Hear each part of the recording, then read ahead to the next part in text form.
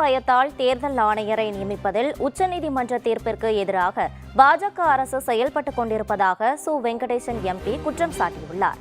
மதுரை மாவட்டம் மேலூர் அரசு கலைக் கல்லூரியில் போட்டித் தேர்வுக்கு தயாராகும் மாணவர்கள் பயன்பெறும் வகையில் சுமார் 14 லட்சம் ரூபாய் மதிப்பிலான புத்தகங்களை நூலகத்திற்கு வெங்கடேசன் வழங்கினார். பின்னர் செய்தியாளர்களிடம் பேசிய அவர், தேர்தல் ஆணையரை நியமனம் செய்வதில் மத்திய அரசு உச்சநீதிமன்ற தீர்ப்புக்கு எதிராக சட்டம் இயற்றியுள்ளதாக கூறினார். மேலும் பாஜக அரசு திட்டமிட்டு தேர்தல் முறையையும் ஜனநாயக முறையையும் குழப்புகின்ற வேலையை தோல்வி பயத்தால் வேகமாக செய்து வருவதாக அமைச்சர் வெங்கடேசன் விமர்சித்தார். உலகின் மிகப்பெரிய ஒரு ஜனநாயக நாடு தனது 18வது பொதுத் தேர்தலை சந்திக்கிற பொழுது என்னவெல்லாம் குழப்பத்தை உருவாக்க வேண்டுமோ, எதுவெல்லாம் திசை திருப்புகிற செய்தியாக இருக்குமோ, எதுவெல்லாம் பதட்டத்தை உருவாக்க வேண்டுமோ அனைத்தும் நடந்து கொண்டிருக்கிறது.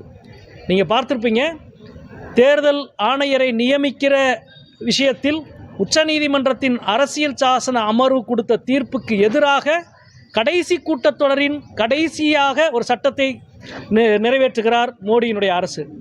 உச்சநீதிமன்றத்தின் தலைமை நீதிபதியை விட நேர்மையான ஒரு அமைச்சர் இந்த அமைச்சரவையில் இருக்கிறாரா?